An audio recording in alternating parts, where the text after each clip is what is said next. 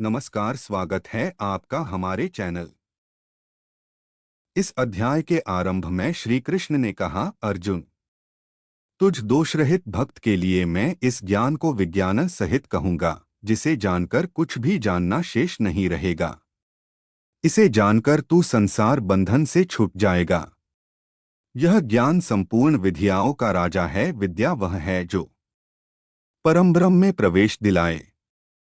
यह ज्ञान उसका भी राजा है, अर्थात निश्चय ही कल्याण करने वाला है। यह संपूर्ण गोपनीयों का भी राजा है, गोपनीय वस्तु को भी प्रत्यक्ष करने वाला है। यह प्रत्यक्ष फल वाला, साधन करने में सुगम और अविनाशी है। इसका थोड़ा साधन आपको पार लगा जाए तो इसका कभी नाश नहीं होता, वरन इसके प्रभाव से वह परमश्रेय तक पहुंच जाता है।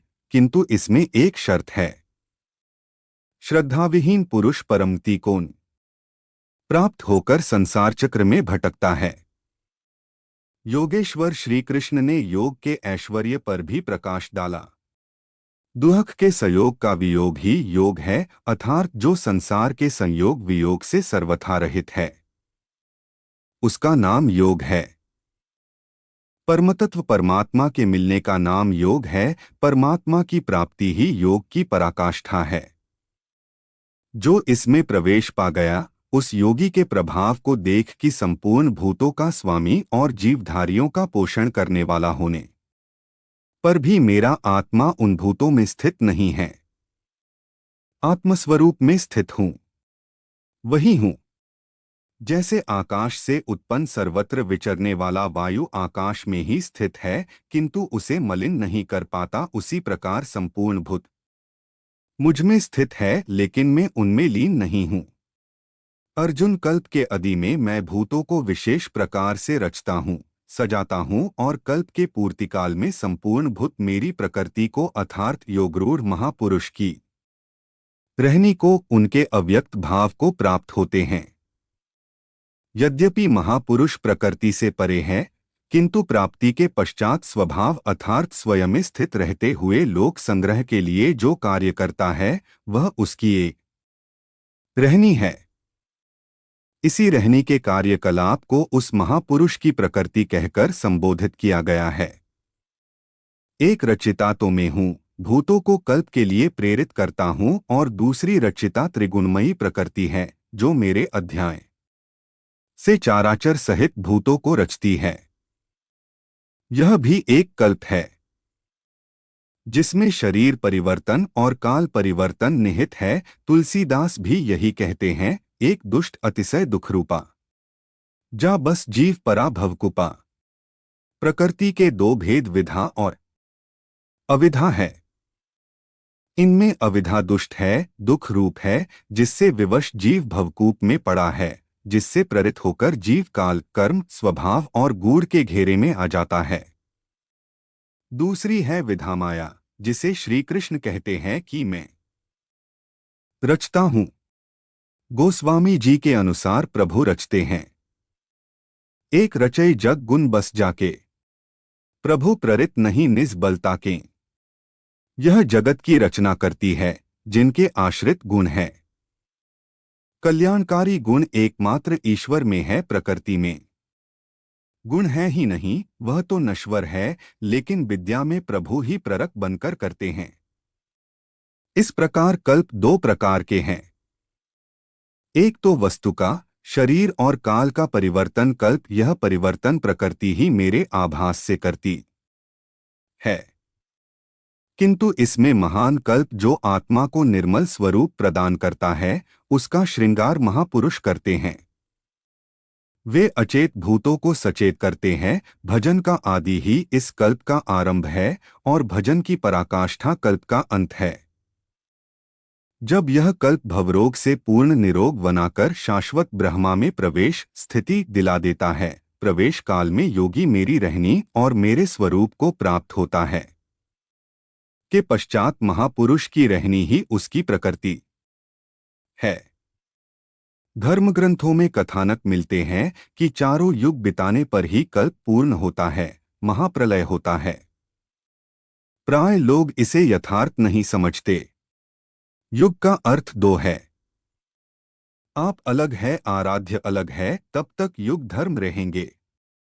गोस्वामी जी ने रामचरितमानस के उत्तरकांड में इसकी चर्चा की है। जब तामसी गुण काम करते हैं, रजोगुण अल्प मात्रा में है, चारों ओर वैर विरोध है, ऐसा व्यक्ति कलियुगीन है। वह भजन नहीं कर पाता, किंतु साधन प्रारंभ होने पर युग परिवर्तन हो जाता है। रजोगुण बढ़ने लगता है, तमोगुण क्षीण हो चलता है, कुछ सत्वगुण भी स्वभाव में आ जाते हैं।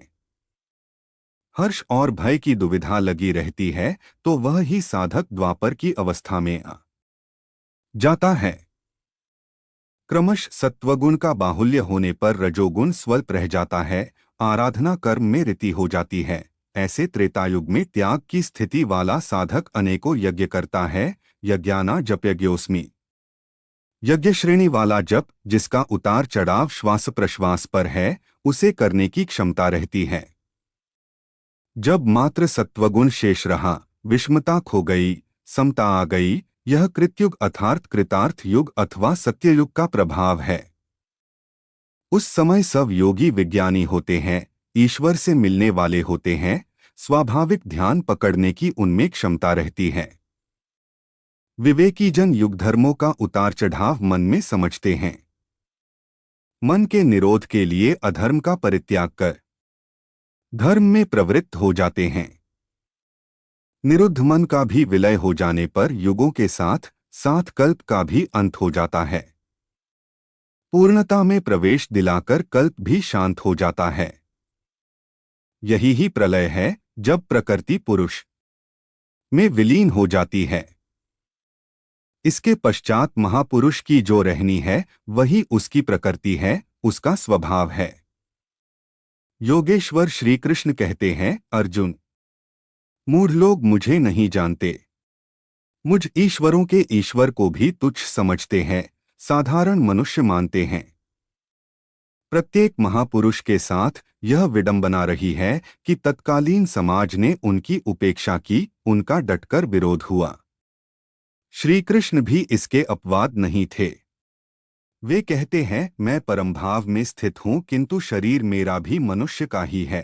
अत मूढ़ पुरुष मुझे तुच्छ कहकर, मनुष्य कहकर संबोधित करते हैं। ऐसे लोग व्यर्थ आशा वाले हैं, व्यर्थ कर्म वाले हैं, व्यर्थ ज्ञान वाले हैं कि कुछ भी करे और कह दे कि हम तो कामना नहीं करते, तो हो गए निष्कर्म कर्मयोगी।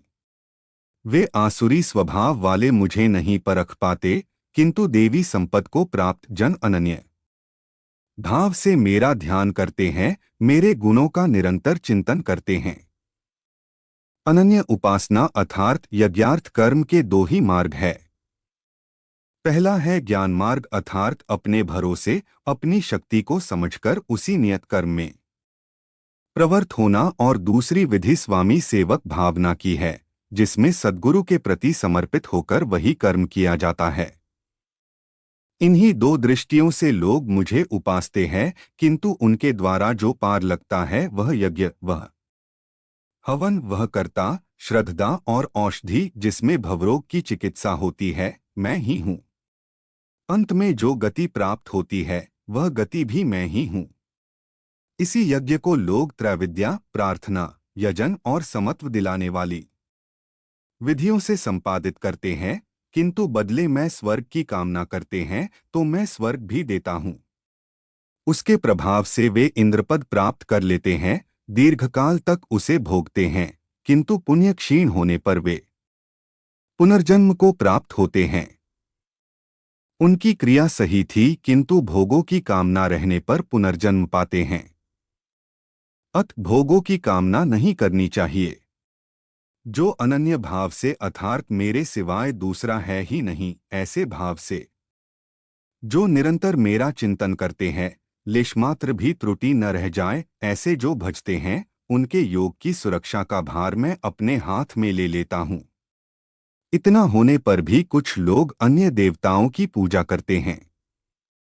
वे भी मेरी ही पूजा करते हैं, किंतु वो मेरी प्राप्ति की विधि नहीं है। वे संपूर्ण यज्ञों के भावों के रूप में मुझे नहीं जानते, अर्थात उनकी पूजा के परिणाम में मैं नहीं मिलता। इसलिए उनका पतन हो जाता है। वे देवता, भूत अथवा पितरों के कल्पित रूप में निवास करते हैं, जबकि मेरा भक्त साक्षात मुझ में निवास करता है, मेरा ही स्वरूप हो जाता है। योगेश्वर श्री कृष्ण ने इस यज्ञार्थ कर्म को अत्यंत सुगम बताया कि कोई फल फूल या जो भी श्रद्धा से देता है उसे मैं स्वीकार करता हूँ। अत अर्जुन, तू जो कुछ आराधना करता है मुझ में समर्पित कर। जब सर्वस्व का न्यास हो जाएगा तब योग से युक्त हुआ तू तो कर्मों के बंधन से मुक्त हो जाएगा और वह मुक्ति मेरा ही स्वरूप है। दुनिया में सब प्राणी मेरे ही है। किसी भी प्राणी से न मुझे प्रेम है न द्वेष, मैं तटस्थ हूँ, किंतु जो मेरा अनन्य भक्त है मैं उसमें हूँ और वह मुझ में है। अत्यंत दुराचारी जघन्यतम पापी ही कोई क्यों न हो, फिर भी अनन्य श्रद्धा भक्ति से मुझे भजता है तो वह साधु मानने योग्य है, उसका निश्चय स्थिर है तो वह शीघ्र ही परम से संयुक्त हो जाता है और सदा रहने वाली परम शांति को प्राप्त होता है। यहाँ श्री कृष्ण ने स्पष्ट किया कि ईर्धायमक कौन है। सृष्टि में जन्म लेने वाला कोई भी प्राणी अनन्य भाव से एक परमात्मा को भजता है, उसका चिंतन करता है तो वह शीघ्र ही धार्मिक हो जाता है। अत धार्मिक वह है जो एक परमात्मा का सुमिरन करता है। अंत में आश्वासन देते हैं, अर्जुन, मेरा भक्त कभी नष्ट नहीं होता। कोई शूद्र हो, नीच हो, आदिवासी हो या अनादिवासी या कुछ भी नामधारी हो, पुरुष अथवा स्त्री हो अथवा पापयोनि तिर्यक योनि वाला भी जो हो, मेरी शरण होकर परम श्रेय को प्राप्त होता है। इसलिए अर्जुन, सुखरहित क्षणभंगुर किंतु दुर्लभ मनुष्य शरीर को पाकर मेरा भजन कर। फिर तो जो ब्रह्मा में प्रवेश दिलाने वाली अर्हताओं से युक्त है, उस ब्राह्मण तथा जो राजर्षित्व के स्तर भजने वाला है, ऐसे योगी के लिए कहना ही क्या है, वह तो पार ही है। अत अर्जुन, निरंतर मुझ में मन वाला हो, निरंतर नमस्कार कर। इस प्रकार मेरी शरण हुआ तो मुझे ही प्राप्त होगा, जहां से पीछे लौटकर नहीं आना पड़ता। प्रस्तुत अध्याय में उस विधा पर प्रकाश डाला गया जिसे श्री कृष्ण स्वयं जागृत करते हैं। यह राजविधा है जो एक बार जागृत होने पर निश्चित कल्याण करती है। अत इस प्रकार श्रीमद् भगवद गीता रूपी उपनिषद एवं ब्रह्म विद्या तथा योगशास्त्र विषयक श्री कृष्ण और अर्जुन के संवाद में राजविद्या जागृति नामक 9वां अध्याय पूर्ण होता है। अगर आपको हमारी यह जानकारी अच्छी लगी तो वीडियो को लाइक कर देना और अगर चैनल पर नए हो तो चैनल को सब्सक्राइब कर देना। धन्यवाद। जय श्री कृष्णा।